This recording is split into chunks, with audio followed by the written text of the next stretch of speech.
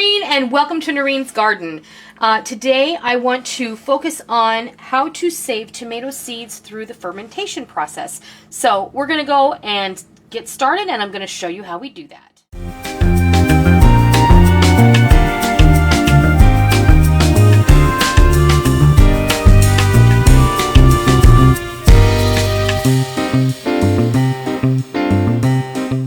Okay, it may sound like a big project to save tomato seeds through the fermentation process. This is one way you can save tomato seed. Of course, you can simply dry the seeds out, but you do risk them molding over winter storage. All right, the way that we take care of this is you have to have a small container with a lid, and sometimes you can also choose to just put a coffee filter over the top of this with a rubber band.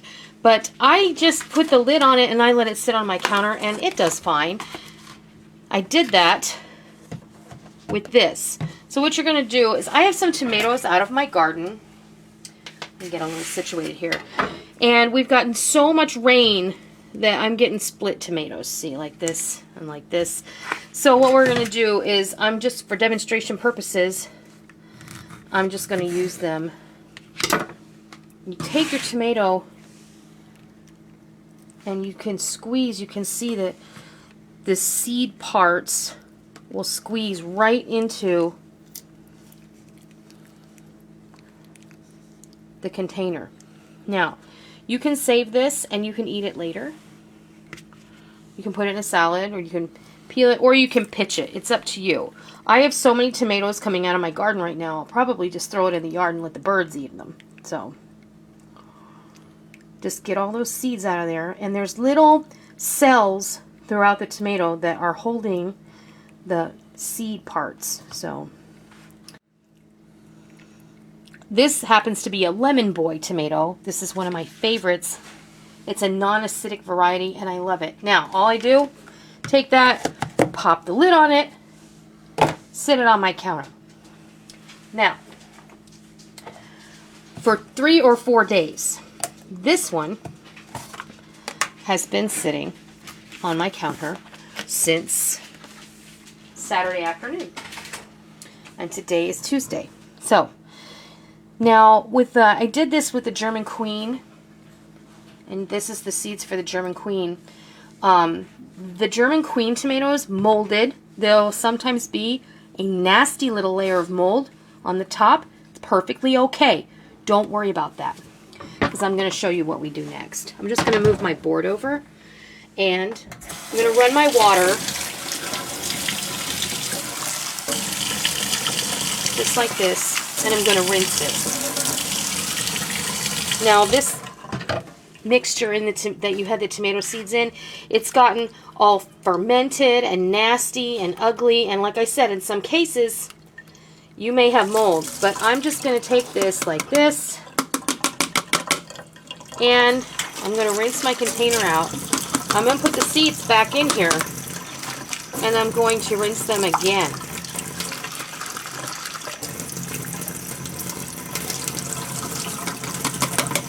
Whatever kind of container you have will work.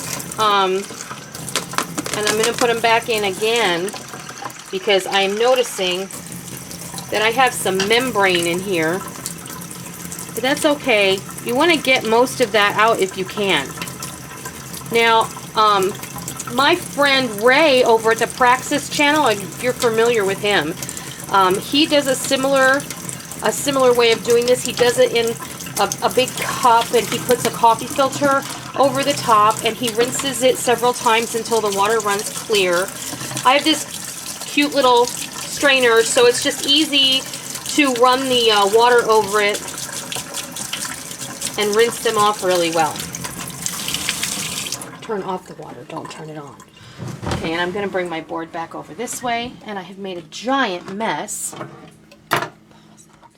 Okay, the only other thing I'm going to do now is I'm going to kind of drop these seeds out onto a paper towel and spread them out the best you can. And Write what they are, or you'll be in trouble.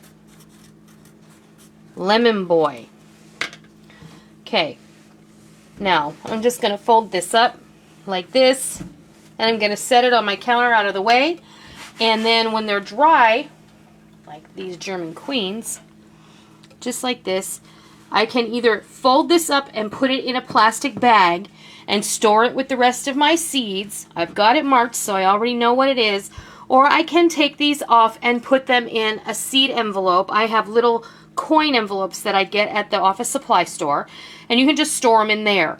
But there are a lot of seeds here. This is actually the seed from one tomato. So now I have seed to grow for next season, even though I'm not sure. I want to give this variety another try. This year it didn't do so well.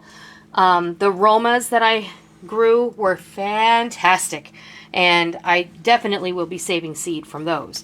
So that's how you save seed for tomatoes through the fermentation process. And if you give me a second, I'm going to bring over some of the harvest that we've taken out of our garden, and I'll share it with you.